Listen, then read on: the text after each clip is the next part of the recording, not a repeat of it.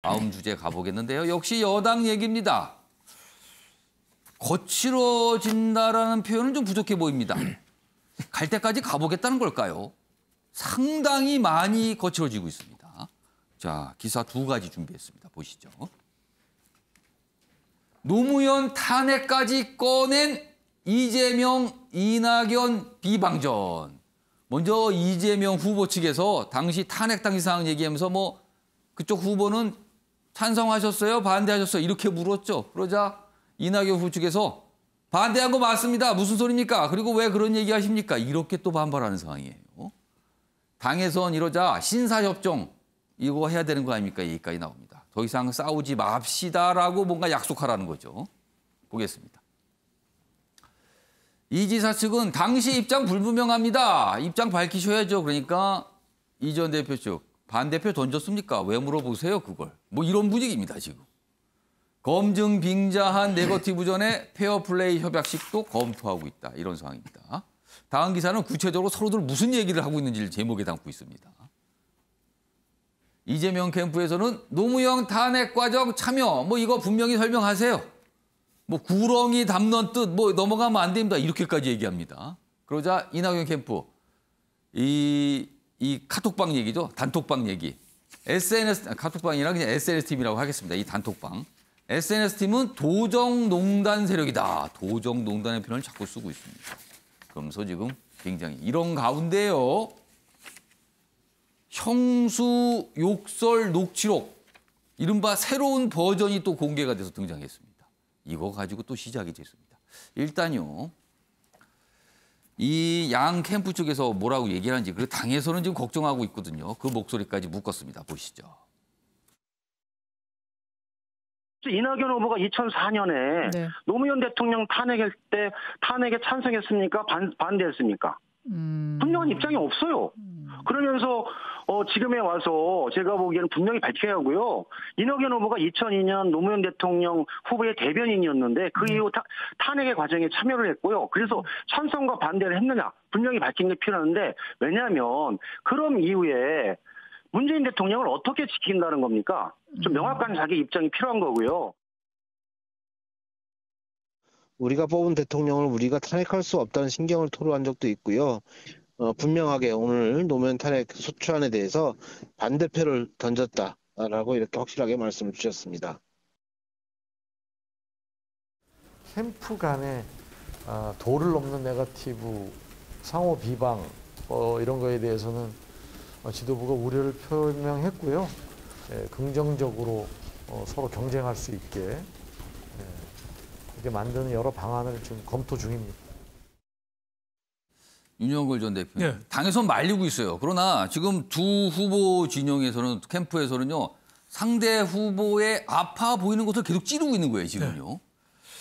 이 정도면은 지금 8월 한 달은 사실 경선이 중단된 상태로 진행되거든요. 이거 갈 때까지 가보자 이런 분위기입니까? 뭐 제로섬이니까요. 상대방을 쓰러뜨려야지 내가 이긴다고 생각하니까 네거티브는 계속 더 가열차게 갈 것 같다. 근데 이 과정이 지나간 이유가 항상 문제잖아요. 그렇죠. 말만 원팀이지 원팀 안 되는 경우가 너무나 많았거든요. 대선 본선에서 영향을 주고 그 정권을 잡더라도 그 이후에 영향을 주는 거죠. 가장 비근한 예가 2007년도에 한나라당, 새누리당인가요? 친이 친박이 그때부터 갈라서기 시작했잖아요. 한나라당 시절이고. 네, 돌아서기 시작했잖아요. 그게 회복이 됐습니까? 박근혜 전 대통령 탄핵까지 영향을 준 거 아니에요? 친이가 가세해가지고 그런 거를 볼 때는 지금 네거티브가 어느 정도는 저는 필요하다고 봐요. 상대방은 약점 있는 건 뭐 어느 정도 내야 되잖아요. 예를 들면은 뭐 텔레그램 대화방에 뭐 공작했다. 뭐 이런 얘기는 터트려야 되는 거 아니에요? 그래서 뭔가 잡아야 되잖아요. 그리고 뭐 옵티머스에 뭐 지원받은 거 아니냐. 뭐 이런 것도 좀 해야 되고 개인 뭐 잘못된 것도 어느 정도는 밝혀야 되는데 좀 말도 안 되는 거 뭐 예를 들면 뭐 5.18을 옹호했다든지 그것도 옛날에 이낙연 지사가 그때 동아일보 기자 당시에 기사 쓴 거 보니까 그때 저 민정당 권익현 사무총장이 얘기한 거를 그 따옴표 써서 쓴 거 갖고 그걸 5.18 뭐 동조했다고 하는데 그런 거는 좀 말이 안 되죠. 그래서 좀 네거티브도 좀 내용이 좀 되는 걸로 좀 해라. 좀 이런 생각이 들고 너무 어거지로 하면은 국민들한테 이 혐오감 뭐 이런 거를 이렇게 되면 전체적으로 다 좀 패하는 경우가 있다. 그리고 또 이번에 네거티브로 보면서 느끼는 게 저는 윤석열 엑스파일이라고 있는데 예. 윤석열은 엑스파일이 위험한 게 아니라 정치를 너무 섣불리 하는 거 위험하고 이 이재명 지사는 예. 네거티브를 지난 선거에서 도지사에서 지난 대선에서 거쳤다고 생각하는데 예. 지금 새로 이슈가 돼서 여기에 적절하게 대응하지 못하면 이재명 지사야말로 네거티브에 자칫하면 무릎을 꿇을 수도 있겠구나. 그럴 정도로 이게 좀 심각한 사안이구나. 저는 이런 생각이 들고요. 왜 네거티브가 갈수록 심해지느냐. 정책으로 차별화해야 되는데 예. 지금 문재인 정부에서 한 거를 친문 세력 눈치 본다고 정책으로 차별화를 하나도 못하고 있어요. 예. 그러니까 할 수 있는 게 네거티브밖에 없는 거죠. 지금이라도 좀 뭐 예선 끝나고 본선에 가면은 예. 뭐 좀 차별화는 하겠지만은 지금으로서 할 게 없으니까 저렇게 네거티브에 몰리는 거 아니냐 저는 이런 생각이 듭니다. 김지섭 전 비대위원. 우리 윤 대표님 말씀하신 대로 이 네거티브 공방이 너무 과해지면 그걸 예. 보시는 국민들께서 이게 과연 대통령을 뽑는 것인지 이게 의심이 들 수 있거든요. 그러니까 이 대선 자체가 혼탁해질 가능성이 좀 있는데 예. 그래서 저는 이제 지도부의 결정을 존중합니다. 이제 신사협정이라고 하는 것이 대통령 예. 선거에 질을 올릴 수는 있겠습니다만은 다만 이제 어떤 문제가 있냐면 우리가 지금까지 나온 모든 네거티브는 후보 예. 개인의 입에서 나온 것이 아닙니다. 결국 누군가의 측근이라고 추정되는 사람, 어디 캠프 중에 누구라고 하는 예. 사람들이 이렇게 했기 때문에 후보 간의 신사협정이 이루어진다고 하더라도 예. 캠프 측이라고 불리는 사람들이 끊임없이 이 네거티브를 재생산해놨을 때는 사실 신사협정 전혀 무의미해지거든요. 신사협정 자체가 의미 없을 수도 있다는 거네요. 당연히 그럴 수밖에 없는 것이요. 얼마 전에도 그 군필 미필 문제와 관해서 예. 뭐 야당 원팀, 여당 원팀 이런 식으로 해서 이재명 지사를 의도적으로 야당 원팀이라는 식으로 배척을 한 게 뭐 어디서 나왔는지 모르겠다고 하지만 뭐 지지자 아닐까 뭐 이렇게 지지자라고 이야기를 했었고요. 설명돼요. 마찬가지로 이번에 지금 나온 얘기도 뭐 형수 욕설 얘기도 예. 마찬가지고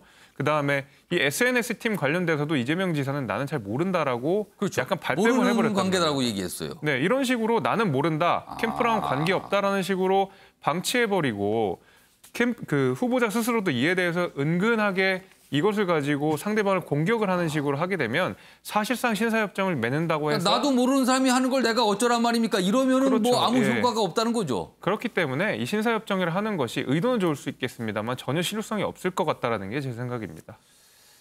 지금 방금 하신 부분이 여기가 있어요. 지금 형수 욕설 녹취록 약간 좀 새로운 버전이라고 알려져 있죠. 출처로 친 이낙연 의심 뭐 이런 얘기 나와요. 요 기사 하나 더 있습니다. 보시죠. 이낙연 지지자 이재명 제2의 욕설 파일 공개. 지금 뭐 이렇게 좀 추정이 되는 것 같아요. 기사는 소개를 하고 있습니다. 뭐 형수 관련 뭐 약간 욕설이 들어간 내용들인데요. 이재명 측 완전히 선 넘었다 반발. 이낙연 노무현 탄핵에 참여 공격. 그리고 어제 얘기 같이 있죠. 뭐 역시 이제 설명이 추가돼 있습니다. 오늘 아마 정치권이 이 얘기로 계속 뜨거워지지 않을까 싶기도 합니다. 뭔가 새로운 파일이 공개가 된 거예요, 지금요. 그 이재명 후보 측에서는 굉장히 의심을 하고 있는 거죠. 이거 혹시 이 이낙연 후보 측 아닙니까? 뭐 이런 의심이에요, 지금요. 자, 그럼요. 올 이달 초입니다. 이재명 경기지사가 이런 이른바 욕설 파일 이 논란과 관련해서 뭐 여러 가지 설명과 해명을 좀 했거든요. 다시 한번 들어보겠습니다. 제가 우리 가족에게 뭐 폭언을 한 건 사실인데 지금 다시 그 시절로 되돌아가 본다면 안 그러려고 노력하겠지만 어떨지는 솔직히 잘 모르겠어요. 제가 가족들의 시정 개입이나 이권 개입을 막다가 생긴 것이었기 때문에 우리 국민들께서 그런 점들은 조금 감안해 주시고 또 제 부족함에 대해서는 용서를 바랍니다. 죄송합니다. 여러 차례 논란이 됐고요. 이재명 지사도 여러 가지 입장 발표됐고 최근에는 저렇게까지 사과하면서 뭐 죄송하다는 표현까지 했습니다. 박찬영 교수님, 근데 다시 이제 등장을 한 거예요. 이 내용이 어떤 영향 또는 뭐 타격 있을까요? 어떻게 전망하십니까? 뭐 이번에 공개된 녹음 파일이 완전히 뭐 새로운 상황에서 새로운 얘기가 나온 건 아니고요. 예전에 이제 나왔던 것의 연장선상에 있는 녹음 파일이 이제 통화 내용이 녹음된 게 일부가 나온 것 같습니다. 그런데 이제 저는 이제 이재명 지사 측의 대응이 저는 중요하다고 생각해요. 대응이요? 그렇죠. 이게 뭐 새로 나온 얘기가 아니잖아요. 지난 선거 때마다 지금 이게 나오고 그렇습니다. 있는데 여기에 대해서 맞대응하는 게 과연 얼마만큼 도움될 것이냐. 그런데 뭐 맞대응을 안 할 수는 없겠죠. 뭐 예를 들어 열의 노력을 한다면 전 열의 한 둘은 맞대응하고 특히나 20대 이제 막 이제 투표권을 가진 20대 초반이라든지 정치에 관심이 좀 덜했던 사람들은 무슨 욕설이야? 그리고 그 상황을 모르니까 저는 다시 한번 국민들 앞에 그 상황을 설명을 하고 다시 한번 사과를 하고 한 번 더 강하게 뭔가 해명과 사과가 그렇죠. 그런 부분들은 앞으로도 계속 돼야 된다고 생각해요. 그런데 중요한 것은 사이다라고 그래가지고 맞대응하는 게 사이다가 아니다. 그러니까 지금 뭐 그 이낙연 후보의 상승세에 대해서 좀 놀래가지고 사이다로 돌아가겠다 그랬는데 그 다음 얘기 나오는 게 거의 대부분이 뭐 과거 기자 시절에 전두환을 찬양했다, 뭐 탄핵에 찬성했다, 뭐 이런 식의 내용들이거든요. 근데 그거 다 따져보면 그때 그 상황이 있었던 거지. 그것이 뭐 이낙연 후보가 뭐 전두환을 찬양하거나 뭐 적극적으로 탄핵에 찬성하거나 또 그랬던 건 아니단 말이에요. 그런 측면에서 보면 경선 이후를 생각해야 된다. 결국은 이재명의 경쟁력은 사이다보다는 기본소득, 기본주택 이런 저책 사이다가 더 저는 효과가 있었다고 보거든요. 오늘 이재명 후보가 정책 발표를 한다고 그래요. 그러니까 저는 이게 맞다고 봐요. 오히려 그동안 지난 1차 경선에서 밀렸다고 생각됐던 기본소득, 기본주택 이런 부분들에 대해서 좀 더 국민들의 피부에 와닿고 또 좀 더 현실 가능하게 가다듬어서 다양한 정책들을 갖다가 국민들 앞에 소개하는 시간이 오히려 더 확대돼야 된다. 그러니까 사이다의 90%는 미래 비전과 정책에 가야 되고 10%는 또 한 번의 사과와 해명 여기에 가야지 너는 깨끗하냐 이런 식으로 맞대응하는 게 결코 경선 이후에도 안 좋고 그다음에 이재명 지사의 경쟁력 강화에도 도움이 되지 않는다고 봅니다. 자, 정근택 전 부대변인 이런 이른바 이제 욕설 파일 이게 자꾸 이제 부각이 되고 뭐 회자가 되면은 사실 이재명 후보의 이미지에 사실은 타격을 입게 되는 거 아닙니까 이게? 좋을 건 없죠 당연히. 근데 이제 이게 과연 어디서 나오느냐가 중요한 거죠. 그 유튜브에서 나왔는데 그 유튜브 저도 뭐 제가 나가본 것 같지는 않은데요. 거기에 나오는 분들이 보면 뭐 서른이나 아니면 지금 오영훈 의원이나 이런 분들이 계속 나왔단 말이죠. 그러니까 이낙연 캠프 측에서 중요한 역할을 맡고 있는 분들이거든요. 그럼 당연히 의심할 수밖에 없죠. 그쪽과 가까운 그렇죠. 왜냐하면 이게 선거를 앞두고서 이 그 한쪽 진영의 후보들이 나간다는 거는요. 거기가 어쨌든 관계가 있다는 얘기거든요. 그러면 당연히 의심할 수밖에 없는 것이고 사실은 앞에도 지적했습니다만 그 원팀 포스터 분필 원핀 포스터 나왔을 때도 사실은 그 후보의 발언이 굉장히 중요한데요. 그때 뭐라 그랬냐면 뭐 그러면 안 된다 이런 게 아니라 개인이 다 해명을 했다 이렇게 했단 말이에요. 근데 그 개인은 사실 해명을 안 했습니다. 오히려 김두관 의원이나 정세균 의원 사과하라 이렇게 나왔어요. 그러니까 오히려 배치된 말을 하고 있죠. 지금 계속 탄핵 얘기하는데요. 2004년 기억해보시면 알겠지만 그때 당시에 민주당, 열린우리당 말고 민주당과 한나라당이 연대해서 탄핵을 추진한 거였거든요.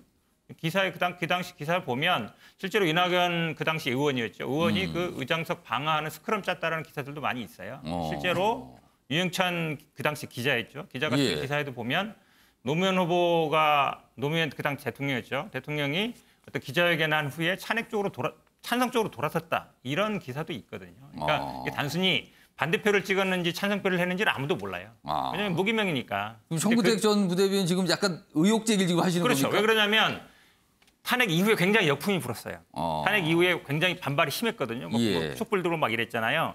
그러면서 저는 오히려 약간 그쪽으로 돌아섰다. 그전에는 사실은 이 국회에서의 발언이라든지 아니면 2006년에도 그 민주당 원내대표 할 때도 뭐 군사 독재 정권보다 더 심하게 빈부격차를 심화시킨 반서민 정권이다 이렇게까지 얘기했었거든요. 그러니까 그랬던 역사가 있는데 이제 와서는 지금 이제 뭐 노무현 대통령은 우리한테 선물이었다. 내가 적통을 계승하겠다 이렇게 얘기하고 있는 거잖아요. 그러니까 당시에 탄핵이 어떻게 이루어졌느냐. 당연히 한나라당과 민주당 그 당시에 이제 열린우리당 안 갔던 분들이 연대해서 만든 거잖아요. 그러니까 그런 부분들에서 단순히 찬성표를 던졌다. 어떻게 할 거예요? 본인밖에 모르는 겁니다.